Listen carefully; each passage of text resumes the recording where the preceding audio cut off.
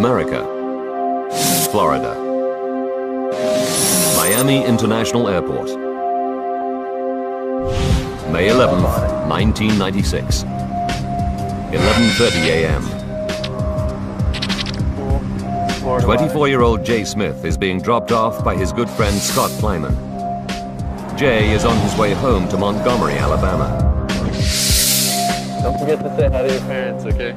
Tomorrow is Mother's Day, and his whole family are looking forward to seeing him, especially his mother Susan, who dotes on him.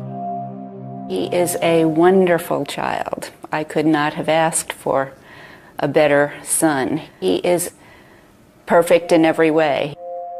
Jay checks the board for his flight, ValuJet 592, due to leave at 1 o'clock. He's there in plenty of time because security is especially tight at the moment.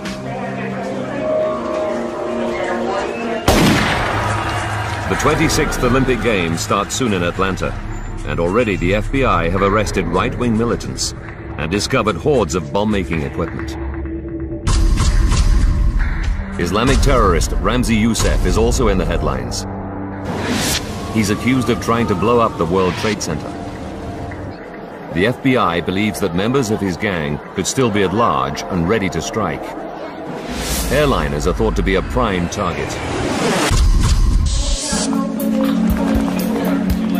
Booked on the same flight as Jay Smith are Sue and Ron Carpenter.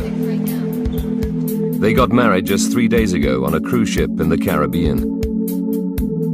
Sue's brother, Mike, is delighted for them. She was never happier in her life, and I don't think Ron was either. They had common interest, enjoyed being together. They were such a good match.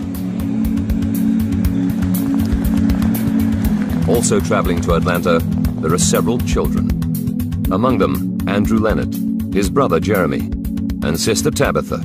She turns 13 a week today. Final call for ValuJet Flight 592. In total, 105 passengers are about to board the aircraft. It's a Douglas DC-932,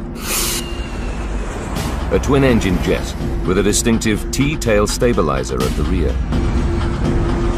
The DC-9 has been in service for over 3 decades and was once a mainstay of American domestic aviation. But its history is not without incident. Since 1966, 77 DC-9s have been lost, with more than 1,800 fatalities.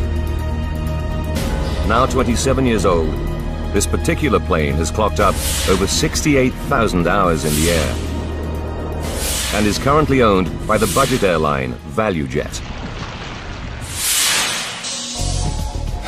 1:25 p.m. Flight attendant Mandy Summers welcomes the passengers aboard. Her bubbly personality has earned her the nickname Mrs. ValuJet. She's only had the job for a few months, but she's hoping for promotion soon. She just knew it wasn't really where she wanted to be in her life. I guess she envisioned it as something more than it really was when she actually started. At the gate, ramp agents load the DC-9's forward cargo hold with passenger baggage, 23 kilos of US mail, and some aircraft parts, 3 tires, and several cardboard boxes labeled COMAT, short for company material.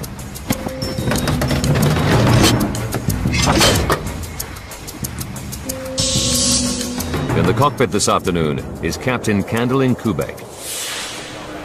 All right, Richard, how about a before-start checklist? She has 2,000 hours flying time on DC-9s. And within ValuJet, she's famous for her dedication to the job. She couldn't get it out of her blood. She was destined to fly and just wasn't happy any other way.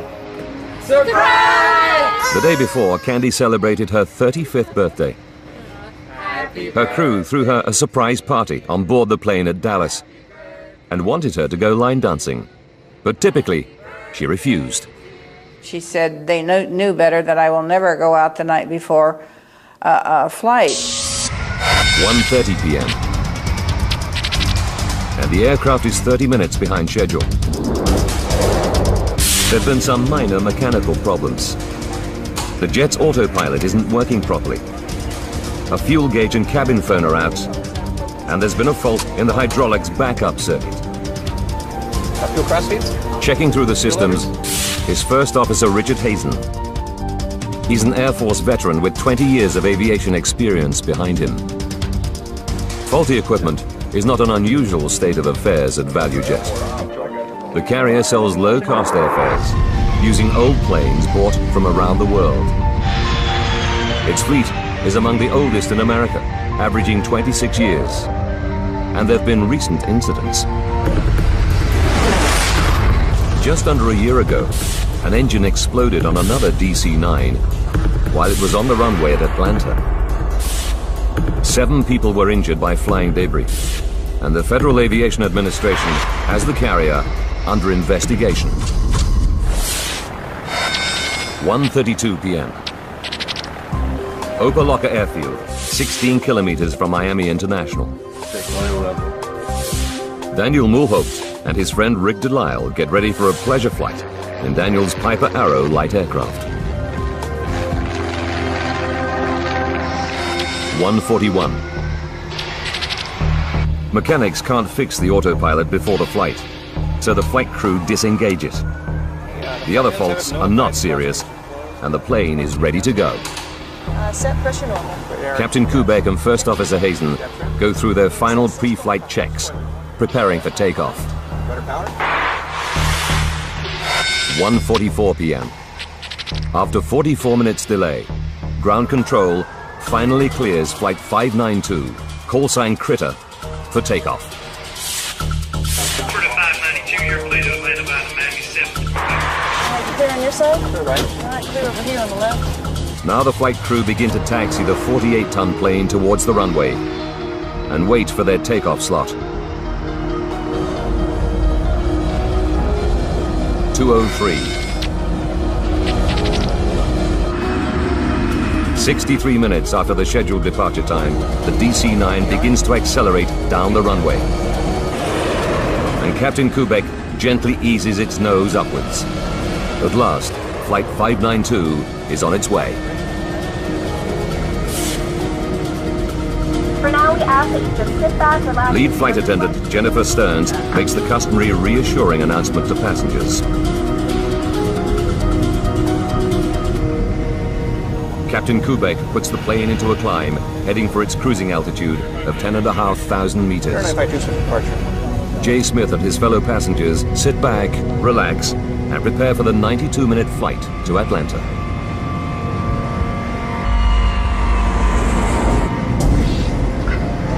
But at 2:10 p.m., just minutes after takeoff, people start to smell smoke. Flight attendant Mandy Summers attempts to reassure the passengers.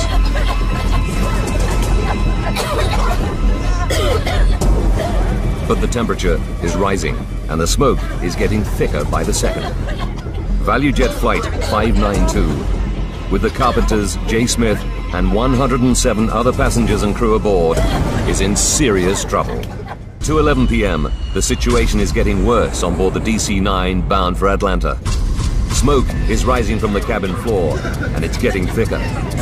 At the same time, there's a problem in the cockpit. The pilots hear a loud bang on their headphones.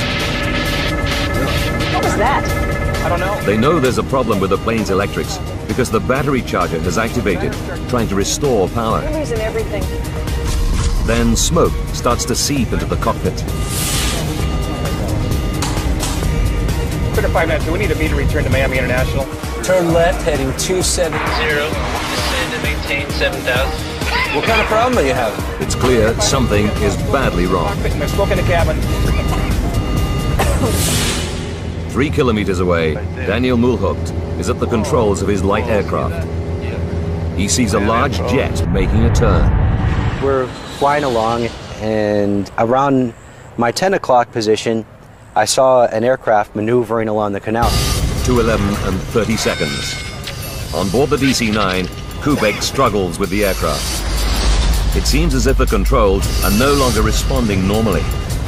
In the cabin, the temperature is rising. Flight attendant Jennifer Stearns bursts into the cockpit. She's desperate to know why the pilots have not lowered the passengers' oxygen masks. We need oxygen. We can't get oxygen back there. Jen, we can't do it. Can't do the mask. The pilots refuse. They realize they're not going to make it back to Miami and desperately ask for the nearest airport instead. We need vectors to an immediate. And Critter 592, back to your nearest runway. From his position in the light aircraft, it's obvious to Daniel Mulhaupt there's a crisis unfolding before his eyes. This guy is out of control. 2:13 p.m. On the canal below, Chris Osceola is out fishing with his uncle Sam Nelson when he sees the DC-9. Hey Sam, look at this plane. The aircraft swoops just a few hundred meters over the two fishermen. I don't see flames, I don't see smoke, the landing gear's up. He's doing some odd maneuvers out here. 2:13 and 34 seconds. On board the stricken plane, the passengers and crew have passed out.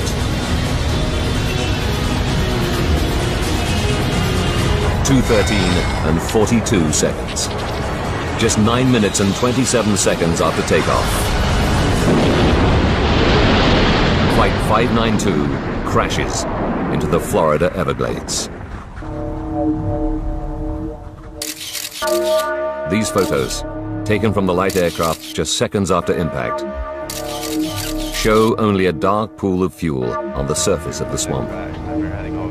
From his plane, Daniel Mulhaupt radios ground control at Miami and tells them he's just seen a plane crash. He stays above the site to help the emergency services locate the spot.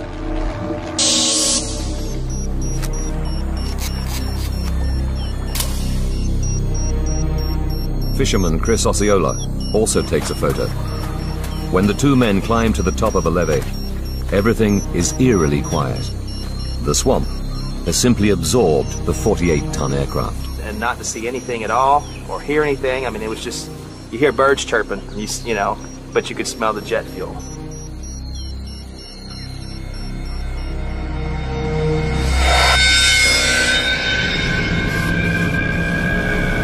The crash site is 270 meters away from the nearest levee and 14 kilometers from the nearest road. Rescuers can only reach it by airboat and helicopter. They're confronted by a horrifying scene. Sergeant Felix Jimenez from the Miami-Dade Police is one of the first to arrive. As we got closer to the crash site, I could determine that there was an aircraft that crashed, but it was all in very small pieces. Good evening. Well, if you've been with us through the afternoon, you know that there has been a terrible air crash just northwest of Miami International Airport. A ValuJet DC-9 with 109 passengers and crew bound for Atlanta went down in the Everglades at mid-afternoon. As the networks get hold of the story, searches continue to look for survivors until the light fails. It's a hopeless task. We have not so far been able to find any victims, any survivors, any bodies. Within hours, the dreadful news begins to reach the relatives. Susan Smith discovers the terrible truth about her beloved son in a phone call. There was horrible screaming, and I realized that it was my daughter. She told me that a plane had gone down coming from Miami. And at the moment she told me that, in my heart I knew that it was the plane that Jay was on. Jay Smith, on his way home for Mother's Day, has had his life cut short before it could really begin. At her home near Atlanta, Georgia, Captain Kubek's mother, Marilyn, also gets the dreadful call. I really threw myself on the floor and beat the floor in despair. This just can't be true. I'm having a dream, a nightmare. This is not real. Just one of the children to die, Tabitha Leonard is killed just a week before her 13th birthday. With despair come demands for an explanation. Why did Flight 592 plummet from the sky just minutes after takeoff? Why were two such experienced pilots unable to save the plane?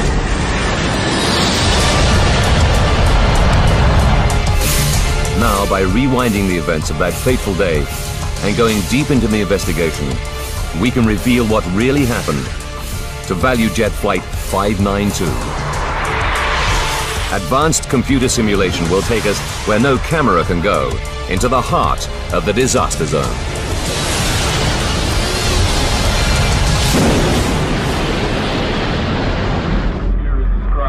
1,500 kilometers to the north, in Washington, D.C., National Transportation Safety Board expert Greg Feith watches the news from Miami. He's led 2 major investigations for the Safety Board before, but he already knows this one will be a uniquely difficult challenge. As I was running around my house packing to leave and having all the TVs on and they were showing aerial views of the accident site, all I could wonder as an accident investigator is how am I going to conduct this investigation when I don't see any visible wreckage? As Greg assembles the Safety Board's rapid response team, an NTSB official captures the scene with a home video camera. Just 2 hours after the loss of Flight 592, they're en route to Miami and fly over the crash site on the way. It's a sobering sight. Definitely not a lot of anything out here. With over 800 DC-9s in service, finding out just what happened is a matter of urgency. But with a crash site like this, Greg knows he'll have to build up a picture of what happened, piece by painstaking piece. All the information that you get, all the evidence that you develop is equal until such time is that the storyline, the facts support a particular storyline. The hole in the swamp is 40 meters long and 12 meters wide. Wearing special biohazard suits to protect them from spilt aviation fuel, searchers walk shoulder to shoulder, combing the murky water. But the swamp proves almost impossible to penetrate. Beneath the water lies a thick layer of matted vegetation. Sawgrass cuts and tangles the searchers as they try to move forward.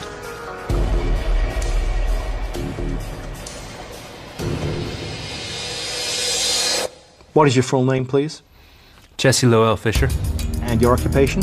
As the search for clues gets underway, Safety Board experts make it a priority to interview the last person who spoke to Flight 592. What is your date of birth, please? Air Traffic Controller, Jesse Fisher.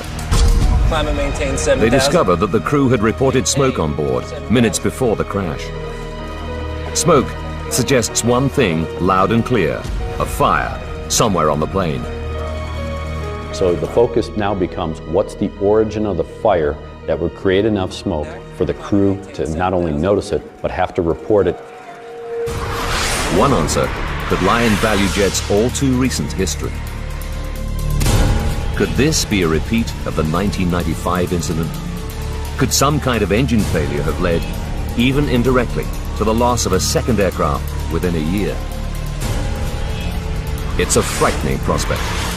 ValuJet alone have 47 other DC-9s in their fleet. Could they all have faulty engines? Perhaps thousands more passengers are at risk.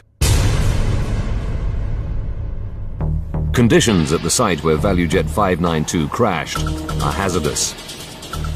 There's a constant threat from alligators, attracted by the search activity, the wreck, and its contents.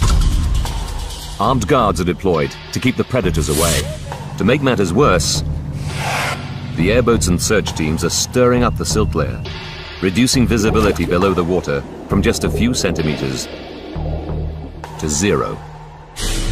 Then, in an attempt to see through the murky water, the team brings in ground-penetrating radar. They make a depressing discovery. Below the water level is a thick layer of mud, and below that, 2 meters down, is solid limestone. The plane has smashed into thousands of pieces as it hit the rock below.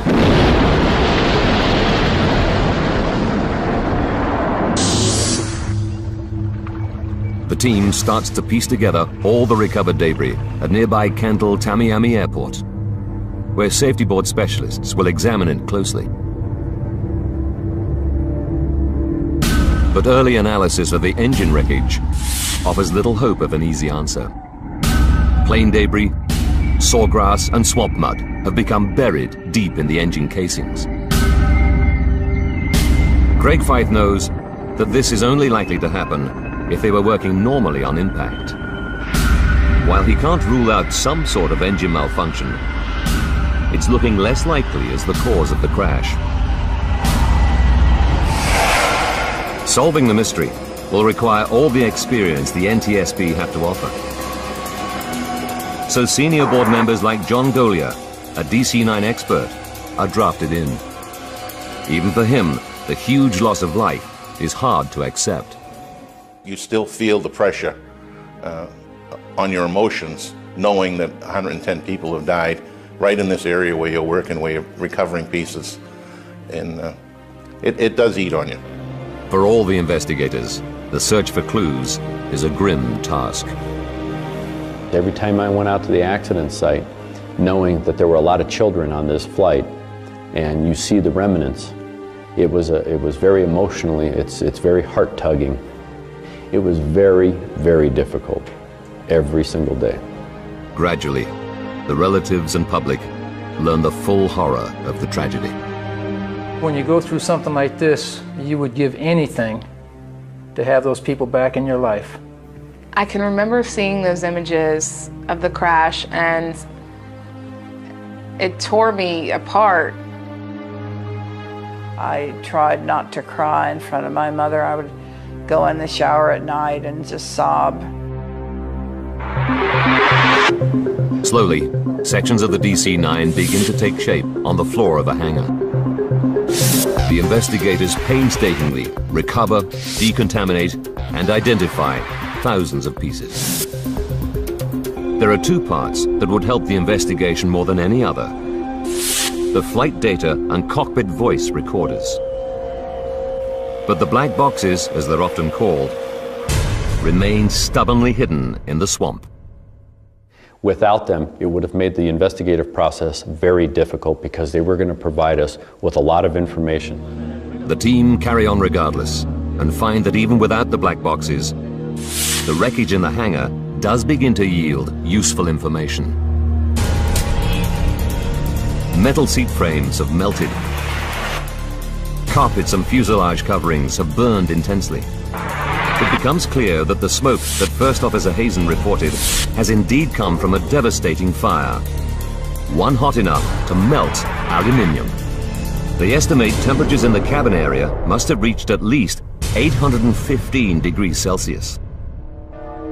But even for DC-9 expert John Golia, the source of such an inferno is a mystery. We knew that there was an intense fire. What that meant, how that happened, was eluding us. Then, as one of the police teams fans out across the muddy pools of swamp water, an officer steps on something solid. A moment captured on camera. It's the FDR, or Flight Data Recorder, a major find. Damn, we got a box. If the box survived the crash intact, it'll provide the team with key technical data from the flight, including airspeed, altitude, and the plane's movements in the air. Crucially, it'll tell them whether the plane's engines failed. But when technicians and officials at NTSB headquarters in Washington get their first look at the flight data recorder, they're not optimistic. This flight data recorder took a severe hit, and when we first saw it in the laboratory, we had great concern that we were not going to get the data off of it. While they wait, the NTSB team consider a new, sinister option. The fire was so sudden and the loss of control so complete that a bomb has to be a possibility. Will the United States have to tell the world that terrorists are active in the southern states? Greg Fyfe must find the secrets to the crash of Flight 592. What could have happened to an ordinary DC-9 on a routine flight to Atlanta? Might this vast swamp be the scene of a crime? One of the things that we need to identify is whether this is a pure accident or an intentional act. If it's an intentional act, that means it's criminal. Islamic extremist Ramzi Youssef is awaiting trial for the first bombing of the World Trade Center and plotting to blow up American planes. But although Youssef is no longer at large, other terrorist cells continue to present a threat.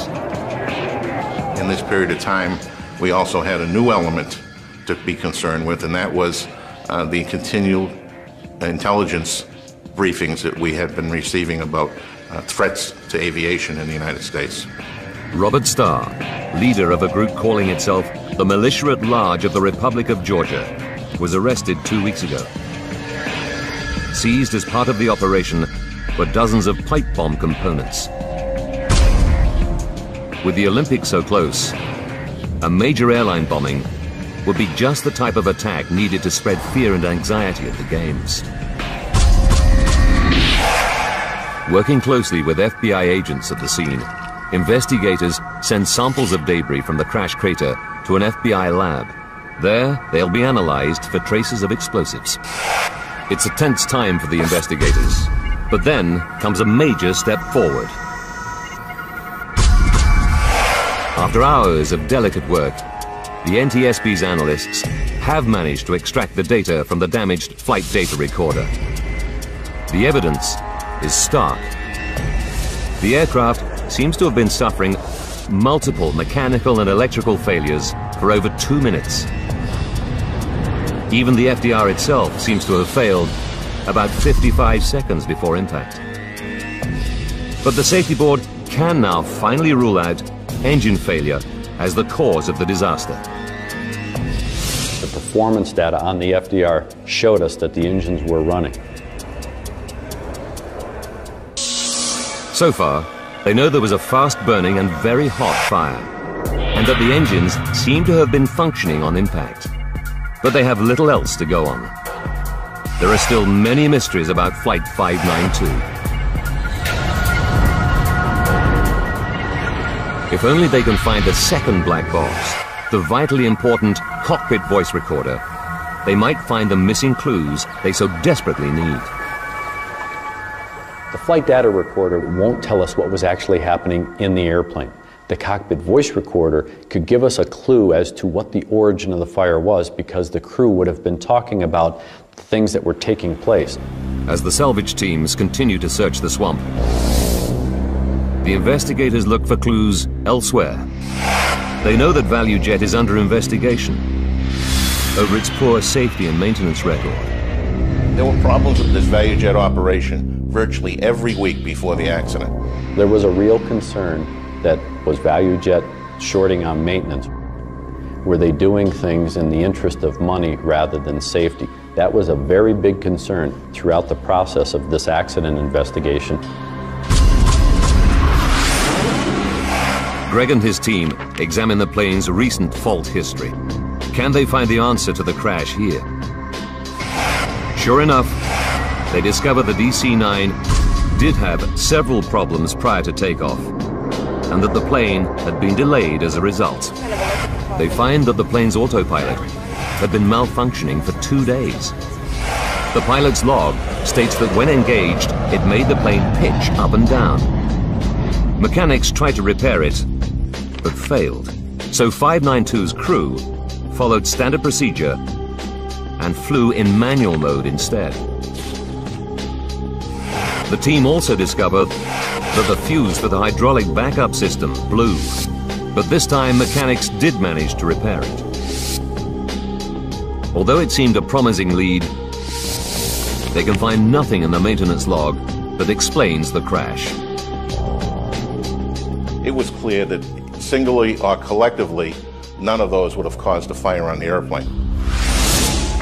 Then, the results come back from the FBI lab, and the investigators, the organizers of the Olympic Games, even the federal government can breathe a sigh of relief. This was not an incendiary type device or an explosive type device. That put the fear aside for us as investigators that we were going to be looking at it from a different perspective. They can now rule out a terrorist attack as the cause of the crash. But Faith is still no nearer to solving the mystery.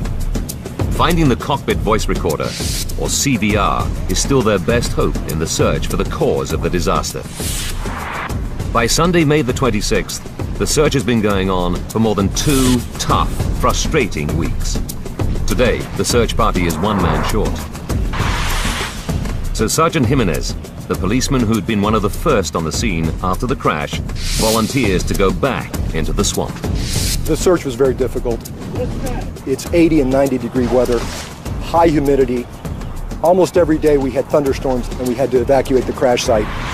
Finally comes the break everyone has been hoping for. I said a very short prayer, and as soon as we resumed the search, I stuck my probe in the water, and I knew I had hit metal. I reached down, followed the probe, and pulled out the CVR. It's not just the policeman's prayer that's answered. It's also a major turning point for the team. The voice recording gives the investigators a chilling insight into the last moments of the crew. First, they discover that Captain Kubek and her co-pilot Richard Hazen knew they had a problem at 2:10 p.m., 6 minutes into the flight, when they heard a strange noise on their headphones. What was that? I don't know. We got some kind of electrical problem. Then the plane's battery charger kicks into life. Battery charger's kicking in. We're losing everything. It's another clue. The battery charger would start if there was a loss of electrical power. Could an electrical fault have caused the fire? After all, the DC-9 was 27 years old and carried kilometers of cabling. A faulty wire in or near the passenger cabin might have caused a spark and started the blaze. It's a long shot because pinpointing such a short circuit is extremely difficult. But spurred on by the cockpit conversations and the FDR record, Greg tells the investigators to probe the remains of the wiring and the circuit breakers. Much of the wiring has been badly damaged or completely destroyed. The rest is in bits on the hangar floor. But for the team, there could still be clues to be had. Because it's broken in 10 places, that doesn't mean it's not going to tell you a story. Every one of those pieces, when you decide to look at them, has a story to tell. But try as they might, they can't find any evidence for a short circuit. It's another dead end. Once more, they return to the cockpit voice recorder. We need oxygen. We can't get oxygen back there. Nearly 3 minutes before the crash, Flight Attendant Jennifer Stearns opens the cockpit door. It's clear that the passengers in the cabin are the first to be overcome by smoke. To fight, this places the fire somewhere behind the pilots. The investigators at Kendall Tamiami concentrate on the area around the jet's passenger cabin. What they discover is shocking. The fire was so intense here that the floor has literally melted away. Could something beneath the passengers' feet, possibly in the forward cargo hold, have started the fire? It's an unlikely scenario. This compartment is officially known as a Class D hold. Completely airtight, it also has a fireproof lining. Any blaze here should quickly burn itself out through lack of oxygen. But Fife decides to check it out anyhow. We had to go back to the manifest. We had to see what was in that forward cargo hold. The safety board studies the paperwork to see if the forward hold contained anything suspicious. It indicates that in the hold were 28 kilos of mail and some passenger baggage. But with a bomb or incendiary device already ruled out, investigators move on. The manifest also shows 2 consignments of aircraft parts in the compartment. Instantly, they see something suspicious. 3 tires from another DC-9. For transportation, tires should be filled with nitrogen and underinflated or they can burst. An oversight here could possibly be the cause of the disaster. But the records show that the ground crew followed correct procedure. Another promising lead has gone nowhere.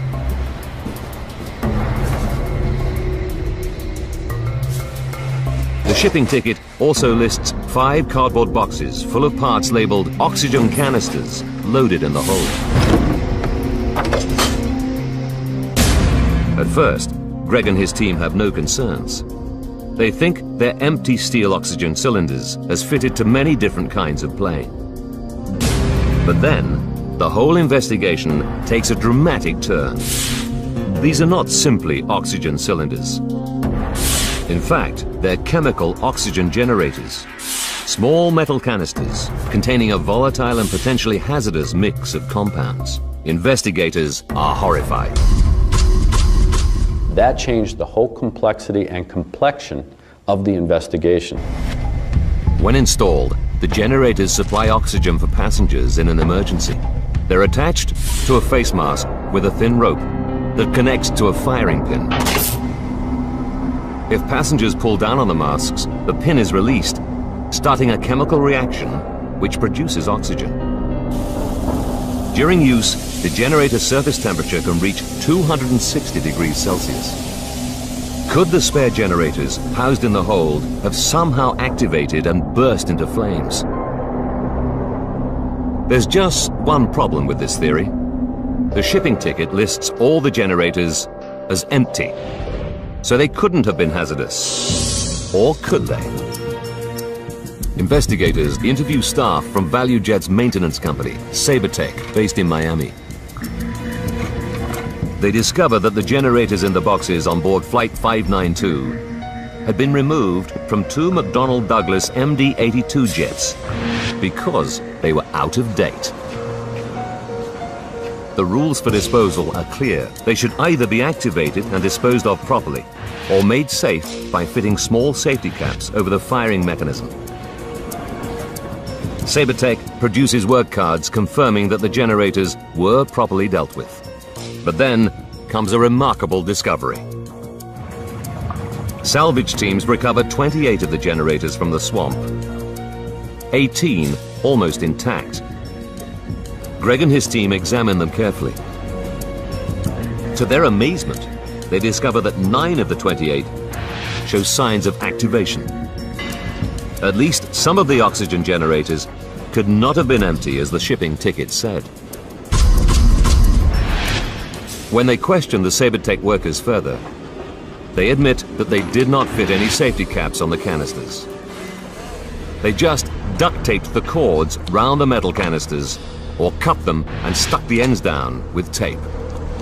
Then they signed off the work cards, even though the correct procedure hadn't been followed. Finally, a stock clerk packed them loosely under a layer of bubble wrap. I couldn't understand how the process could break down so substantially, and the carelessness that originated on the shop floor could escalate to getting these oxygen generators on the airplane. But so far, it's only a theory. Greg and the team don't know for sure whether an activated generator could produce enough heat to start a fire.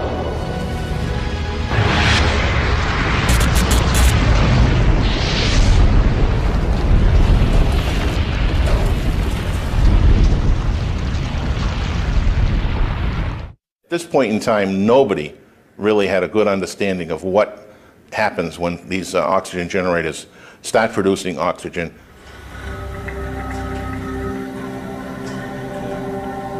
The NTSB embark on a critical experiment.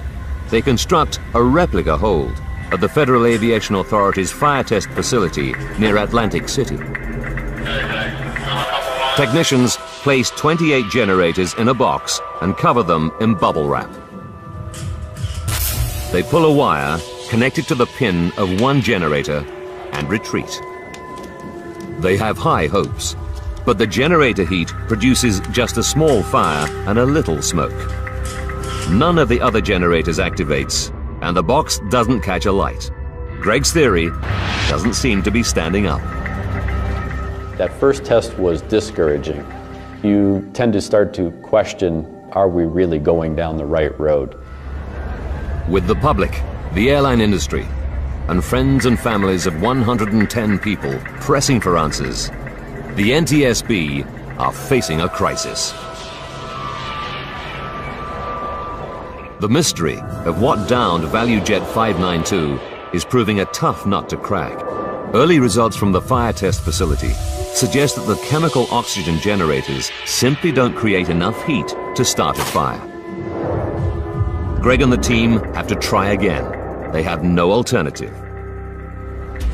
They repeat the test, but this time they copy the conditions in the hold more accurately. They use more generators, baggage, and an airplane tire. This time, the fire takes hold in just a few minutes. After 10 minutes, the roof of the test hold is at 1,100 degrees Celsius. A minute later, it's climbed another 430 degrees. 30 seconds more, and the temperature is too high to be measured accurately by the lab equipment. Then, after 16 minutes, comes a noise that provides the last clue. The tire in the recreation of the hold has burst. The oxygen generators did have the capacity to start and sustain a fire. You have 144 little blowtorches in essence, and the intensity of the heat escalated from what we found in post-accident testing to over 3,000 degrees. Investigators now know the critical chain of events that led to the crash of Flight 592. They know why a fire started on board the plane, what fueled it, and why the pilots lost control of the aircraft, leaving everyone on board seconds from disaster.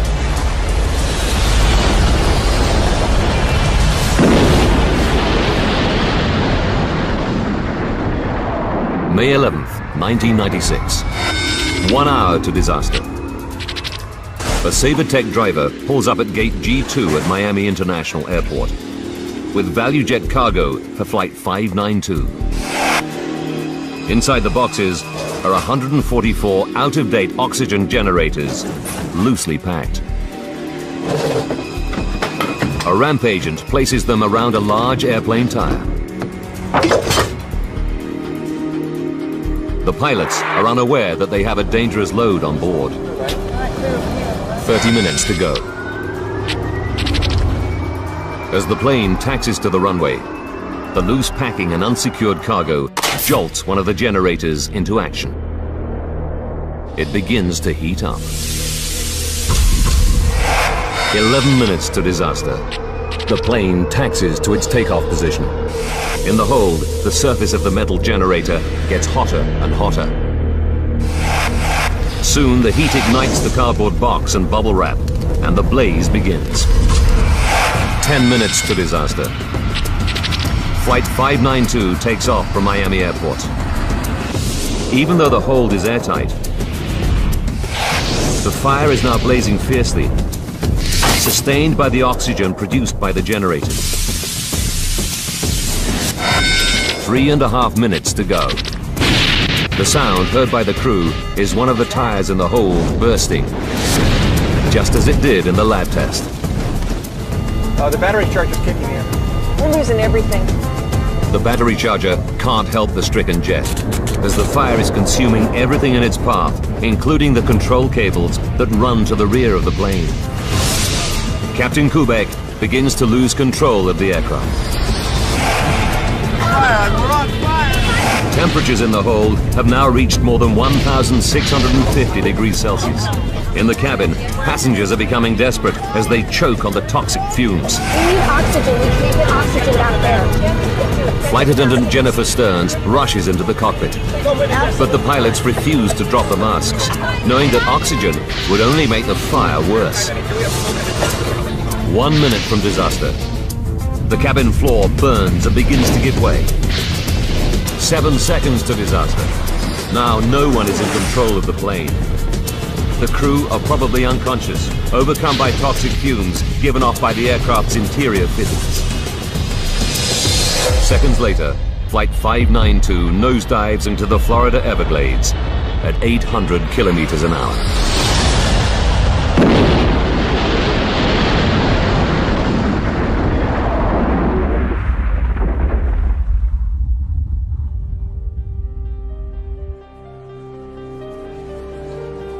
Nearly 3 months after the crash, relatives hold a mass funeral for 48 of the victims, whose remains are interred together. ValuJet eventually takes over another company and becomes AirTran. Sabertech is fined $500,000 for its part in the tragedy, but goes out of business before the money is ever paid. Since 2001, fire detection and suppression systems have become mandatory. In the United States, it takes a dramatic event to move the regulatory authorities to change. And in this case, it took the loss of 110 people.